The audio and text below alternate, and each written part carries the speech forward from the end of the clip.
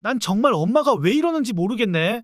난 도와주려는 것뿐인데 정말 난 이해가 안 가. 저희가 어머님 편하시라고 드리는 말씀인데요. 오해 좀 제발 그만하세요. 오늘 밤 라디오. 정혜숙은 70평 아파트의 조용한 거실에 앉아 창밖을 바라보고 있었다. 남편을 먼저 보내고 혼자가 된 지 어느덧 15년. 그녀의 삶은 고요했지만 결코 외롭지 않았다. 시골에서 어렵게 자란 혜숙은 부모님의 모습을 보며 스스로 읽어야 한다는 신념을 갖게 되었다. 젊었을 때는 몇 시간씩 걸리는 출퇴근길도 마다하지 않았고 남편과 함께 저축하며 30년에 걸쳐 이 집을 마련했다. 자식들을 위해서도 최선을 다했다. 두 아이 모두 대학원까지 등록금 걱정 없이 보냈고 사회생활을 시작할 때는 전세집까지 마련해 주었다. 큰아들 도연의 결혼 때는 신혼집 자금으로 2억을, 둘째 수영이 시집갈 때도 같은 금액을 준비해 두었다. 그런데 최근 들어 행복했던 혜숙의 보금자리가 점점 그녀의 것이 아닌 것처럼 느껴지기 시작했다. 혜숙이 거실에 앉아 창밖을 내다보며 이런저런 생각에 빠져 있을 때쯤 문자가 왔다. 아들 도연이었다. 엄마, 우리 이번 주말에 갈게. 맛있는 거 많이 해놔요. 맥주도 좀 사다 놓고. 문자를 확인한 혜숙의 입가가 씁쓸하게 휘어졌다. 처음에는 큰아들 도연 부부의 방문이 반가웠다.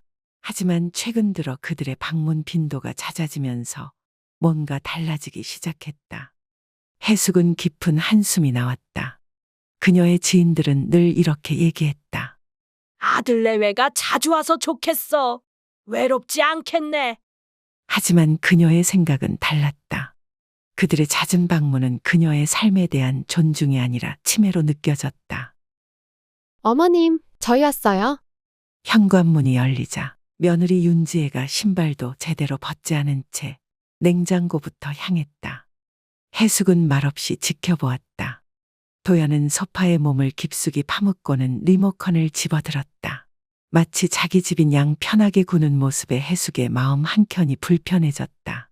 엄마, 오늘 저녁은 뭐야? 아, 그리고 내 카드가 한도가 다 찼는데.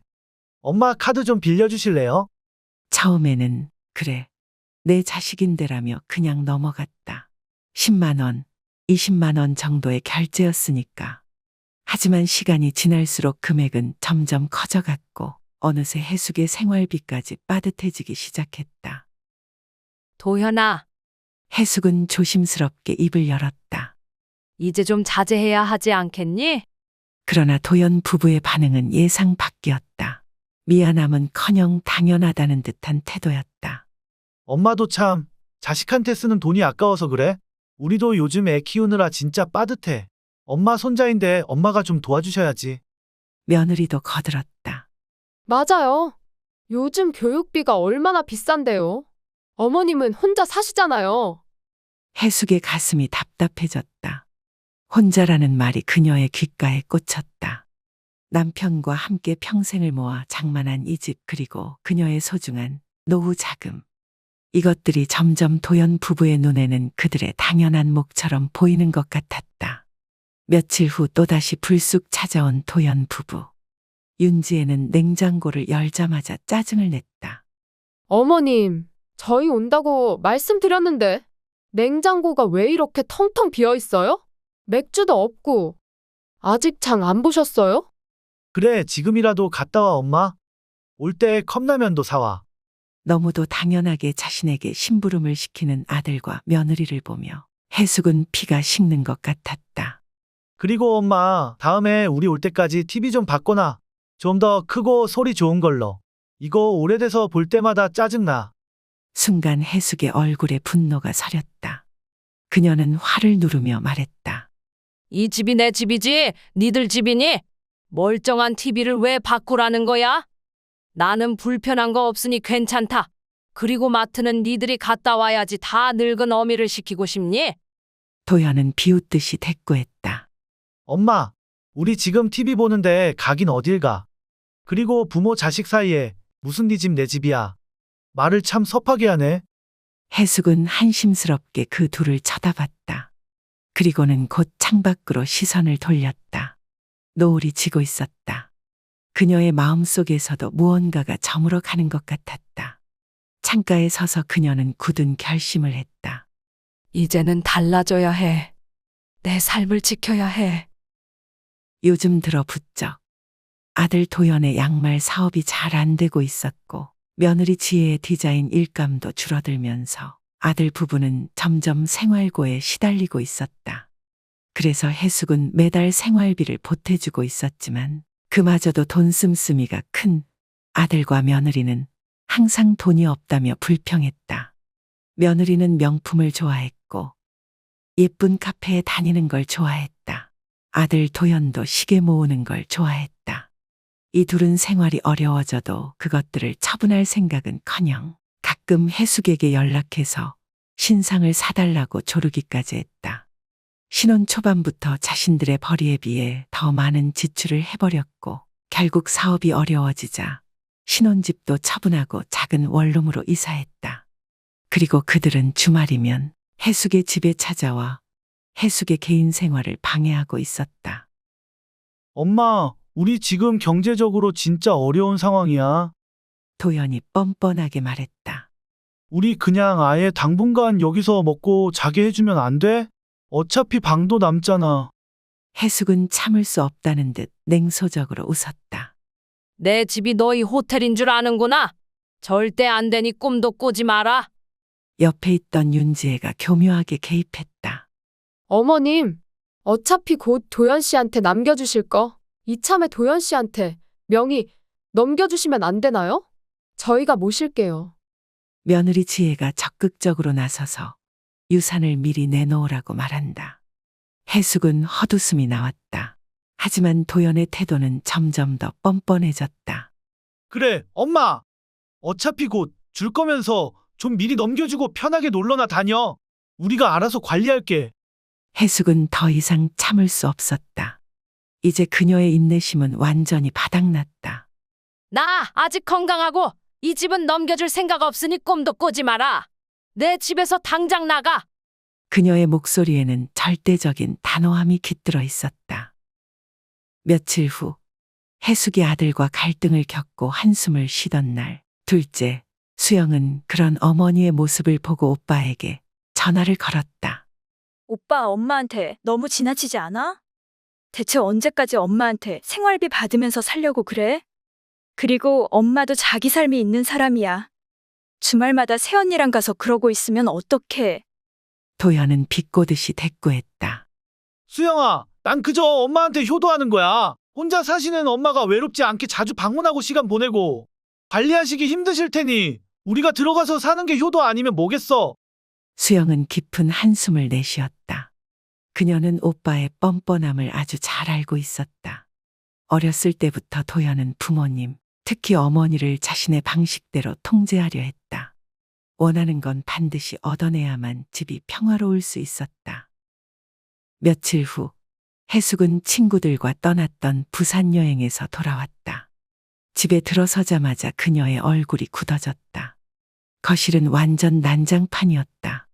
소파는 구겨진 담요로 뒤덮여 있었고 테이블 위에는 술병과 안주 부스러기, 사용된 종이컵이 어지러이 널브러져 있었다. 부엌 싱크대에는 기름때 묻은 접시들이 산더미처럼 쌓여 있었고 바닥에는 음식 흔적이 곳곳에 흩어져 있었다. 분명 여행을 떠나기 전 대청소를 해두고 간 해숙이었다. 해숙은 즉시 도연에게 전화했다. 도현아, 이게 대체 뭐 하는 짓이야? 집이 엉망이잖니? 도연은 태연스럽게 대답했다. 아, 친구들이랑 2차로 편하게 엄마 집에서 마셨는데 애들이 너무 취해서 거실 소파에서 자고 가라고 했지. 뭐? 아무리 그래도 그렇지. 이런 난장판을 해두고 가면 어쩌란 거야? 다 누구 보고 치우라고. 도연은 적반하장으로 오히려 해숙에게 화를 냈다. 아니 엄마, 아들이니깐 당연히 엄마가 치워줘야지. 왜 그렇게 화를 내? 겨우 그 정도 가지고? 아, 그리고 엄마 옷장에 가방 하나 있던데 그거 지혜가 마음에 든다고 좀 쓰다가 갖다 준대. 알아도. 아들의 이기적인 태도, 며느리 지혜의 무책임함, 그리고 그 모든 것을 당연하게 여기는 아들 내외의 모습이 해숙을 화나게 했다. 해숙은 더는 참을 수 없었다. 이제 그녀의 인내심은 완전히 한계에 도달했다. 전화를 끄는 그녀의 눈빛에는 분노와 결연함이 깃들어 있었다. 그러던 어느 날 해숙의 인생에서 가장 충격적인 사건이 일어났다. 해숙이 친구들이랑 며칠 제주도 여행을 떠난 사이 도연이와 며느리는 해숙의 집 전체를 마음대로 바꾸기 시작했다. 거실 벽 일부를 허물고 주방 구조를 바꾸고 마치 자신의 집이냥 공사를 시작한 것이다. 자기야, 이 공간을 우리 스타일대로 바꿔보자.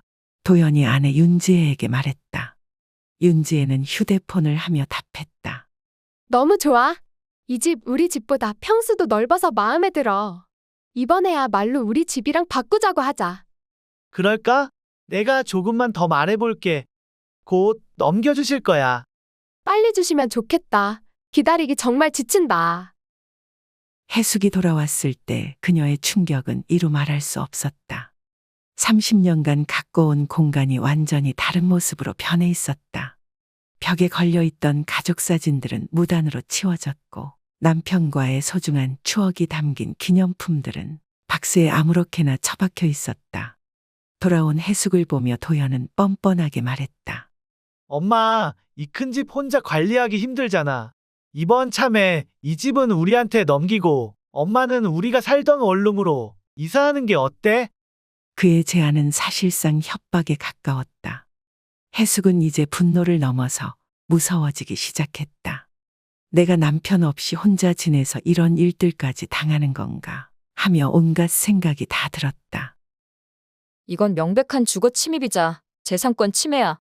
이 모든 사실을 전해들은 해숙의 친구 박영희는 함께 분노했다. 영희는 변호사인 자신의 남편을 통해 법적 대응 방법을 조언했다.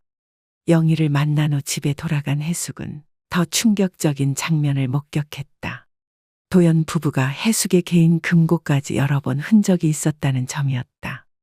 해숙의 개인적인 서류와 보관함이 무단으로 뒤져져 있었고 심지어 일부 서류들은 제자리에 있지 않았다.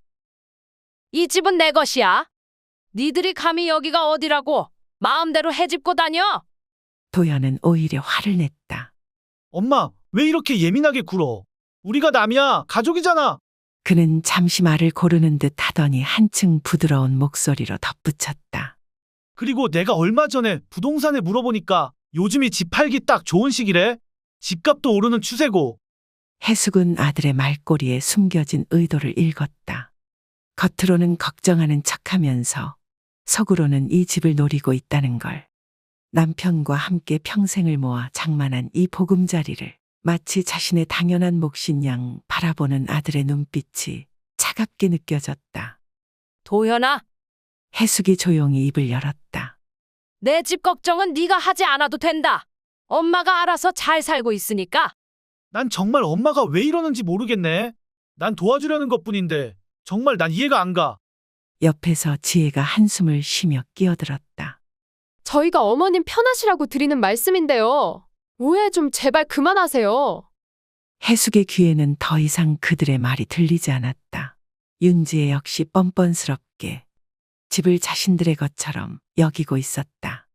그저 자신의 집을 호시탐탐 노리는 독수리의 울음소리처럼 들릴 뿐이었다. 며칠 뒤에는 개인금고에 있던 해숙의 카드로 새로운 가구들이며 최신 가전제품들까지 구입했다. 해숙은 이제 확신했다. 법적 대응 외에는 방법이 없다고. 아무리 부모 자식 간의 관계여도 이제 더는 묵과할 수 없는 일이었다. 그녀의 눈빛에는 단호함과 분노가 섞여 있었다. 이제 더 이상 참을 수 없었다. 내 인생의 마지막 싸움을 시작하겠어. 해숙은 혼잣말을 했다. 변호사 사무실은 차갑고 엄격한 분위기였다. 해숙은 떨리는 손으로 서류를 정리하며 앉았다. 제 상황을 정확히 알려드리겠습니다. 해숙의 목소리에는 분노와 결연함이 묻어났다. 해숙은 지난 사건들을 상세히 설명했다. 도연 부부가 집에 들어와 무단으로 벽을 허물고 개인 물건을 마음대로 옮기며 심지어 해숙의 동의 없이 집 구조까지 변경한 상황을 고스란히 전달했다. 친구 영희의 남편이자 변호사 김철민은 세심하게 해숙의 이야기를 들어줬다. 그는 해숙의 이야기를 경청하며 동시에 법적 관점에서 분석했다. 주거 침입과 재산권 침해 측면에서 볼 때 아들의 행위는 매우 심각합니다. 김 변호사는 구체적으로 설명했다. 집 구조임의 변경, 개인 금고 무단 열람, 신용카드 부정사용죄 등은 명백한 법적 위반입니다. 이는 단순한 가족 갈등을 넘어선 명백한 불법 행위입니다. 부모의 재산권과 주거권을 심각하게 침해한 사례입니다. 해숙의 내면은 복잡한 감정으로 뒤엉켜 있었다. 자신의 아들을 법적으로 대응한다는 사실에 마음 한구석이 아팠지만 동시에 분노와 자존감의 회복을 느꼈다. 이건 아들을 위해서도 더는 참아서는 안 되는 일이었다. 그는 구체적인 대응 전략을 제시했다. 첫째, 공식 내용 증명을 통해 무단 침입과 재산 훼손에 대한 경고를 보내겠습니다. 둘째, 필요하다면 형사고소와 민사소송도 고려할 수 있습니다. 셋째, 가압류 신청을 통해 추가적인 재산 침해를 막을 수 있습니다. 해숙은 심란한 감정이 들며 깊은 숨을 내쉬었다. 이제 그녀는 결단을 내려야 했다. 그날 저녁 그녀는 집 보안 시스템을 완전히 재설정했다. 지문과 얼굴 인식, 복합 비밀번호 등 최신 보안 시스템을 설치했다. 이제 해숙은 자신의 삶을 되찾기 위한 싸움을 시작했다. 며칠 후 변호사 사무실에서 나온 해숙은 떨리는 손으로 내용 증명 봉투를 준비했다. 법적 절차를 통해 아들에게 명확한 메시지를 보내려 했다. 이제 더 이상 참으면 안 돼. 해숙은 내심 아들을 향한 복잡한 감정을 억누르며 큰 결심을 하듯이 편지를 봉했다. 며칠 후 도연 부부는 내용 증명을 받고 충격에 빠졌다. 해숙의 법적 통보를 받은 도연과 지혜 부부의 집은 적막했다. 도연은 식탁에 앉아 어머니가 보낸 내용 증명을 반복해서 읽으며 주먹을 꽉 쥐었다. 이건 말도 안 돼. 도연이 소리쳤다. 우리가 뭘 잘못했다는 거야? 우리는 그저 엄마를 잘 모시고 싶었을 뿐이라고. 지혜도 남편 옆에 앉아서 화를 내고 있었다. 자기야, 어머님 정말 너무하시는 거 아니야? 우리가 뭘 어쨌다고 이러셔? 부모인데 이 정도는 당연한 거 아니야? 나였으면 진작에 아들한테 집도 물려줬을 거야. 어차피 돌아가시면 우리 건데 미리 주시는 게 뭐가 나빠? 하여간에 너무 욕심이 많으셔. 두 사람의 감정은 혼란스럽거나 섭섭한 것과는 거리가 멀었다. 분명한 분노 그리고 배신감에 가까웠다. 분노를 참지 못하고 도연은 어머니에게 전화를 걸었지만 해숙은 받지 않았다. 도연 부부는 결국 어머니의 명시적 금지에도 불구하고 바로 해숙의 집에 뛰어가 무단으로 들어가려 했다. 하지만 해숙이 이미 변경해둔 비밀번호 때문에 문은 열리지 않았다. 엄마, 당장 문 열어. 도연이 문 앞에서 소리쳤다. 그만 돌아가라. 난 문 열어줄 생각 없으니 어서 돌아가. 해숙의 차가운 목소리가 들렸다. 엄마, 진짜 너무한다는 생각 안 들어? 우리가 남이야? 어차피 엄마가 먼저 가면 이 집 놔줄 거 아니야? 도연의 목소리는 격앙되어 있었지만 그 속에는 애원하는 듯한 뉘앙스도 있었다. 해숙은 마음이 아팠다. 귀하게 얻은 아들이다 보니 해달라는 대로 다 해줘서 저렇게 이기적인 사람으로 자란 걸까. 부모로서 해줄 수 있는 데까지는 해주자는 생각에 열심히 일하며 돈을 벌었고 노후 자금을 모았다. 자식들에게 짐이 되지 않기 위해 열심히 살았을 뿐인데 아들은 지금 이것마저 내놓으라고 한다. 해숙은 차분하고 냉정한 어조로 대답했다. 도현아, 네가 생각하는 것처럼 내 집은 네 마음대로 드나들 수 있는 곳이 아니야. 나는 해줄 만큼 해줬다고 생각한다. 그러니 어서 돌아가. 지혜는 분노하며 말했다. 어머님, 결국 돈 때문에 이러시는 거죠?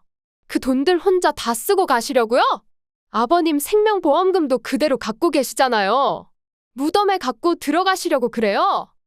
결국 도연은 강제로 문을 열려고 하다 옆집에 의해 경찰에 신고당했다. 출동한 경찰관들은 상황을 진정시키려 했다. 김도연 씨, 아무리 어머님 댁이라도 소유주의 허락 없이는 들어갈 수 없습니다. 경찰관이 단호하게 말했다. 몇 년 후면 어머니가 돌아가시고 나면 어차피 제 짐이 될 텐데 뭐가 문제라는 겁니까? 이러지 마세요. 경찰이면 다해요? 도연의 폭력적인 행동과 극단적인 언행으로 인해 결국 접근 금지 명령이 내려졌다. 이 사건을 계기로 모자 관계는 완전히 틀어졌다. 해숙은 언젠가 아들이 자신의 이기심을 깨닫기를 바라며 기다리기로 했다. 그녀는 더 이상 도연 부부에게 생활비를 보내지 않았다. 대신 그 돈으로 그동안 미뤄왔던 취미 생활을 시작했다. 수채화 교실도 다니고 친구들과 여행도 다니며 제2의 인생을 만끽했다. 접근 금지 명령 이후 도연은 크게 달라지지 않은 것 같았다. 여전히 출근을 하고 집에 돌아와 밥을 먹고 잠을 자는 평범한 일상이었다. 하지만 도연은 무언가 마음이 허전했다. 주말마다 찾아뵙던 어머니의 집을 지날 때면 발걸음이 자꾸 늦춰졌다. 어머니가 끓여주시던 된장찌개 맛이 생각날 때면 도연은 길가에 멈춰서서 한숨을 내쉬곤 했다. 처음에는 그저 어머니가 잘못했다고만 생각했다. 변화는 우연히 찾은 동네 포장마차에서 시작됐다. 취기가 오른 옆자리 아저씨가 부모님 돌아가신 뒤에 후회를 털어놓는 것을 듣게 된 것이다. 돈 때문에 형제들이랑 싸우고 부모님이 돌아가신 뒤에야 깨달았지. 그 돈보다 더 소중한 게 뭔지를. 그날 밤 도연은 오랜만에 앨범을 꺼내보았다. 어릴 적 자신을 업어주던 어머니, 대학 졸업식 날 환하게 웃으시던 모습, 자신의 결혼식 날 몰래 눈물을 훔치시던 얼굴까지. 사진 한 장 한 장이 가슴을 파고들었다. 도현 씨, 우리 이러고 있는 게 맞아? 어느 날 지혜가 조심스레 말을 꺼냈다.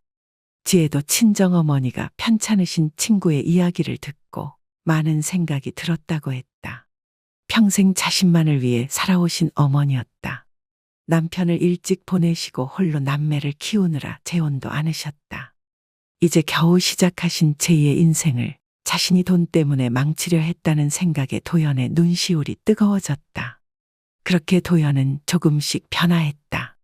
술을 줄였고 화가 날 때면 심호흡부터 하는 습관도 들였다.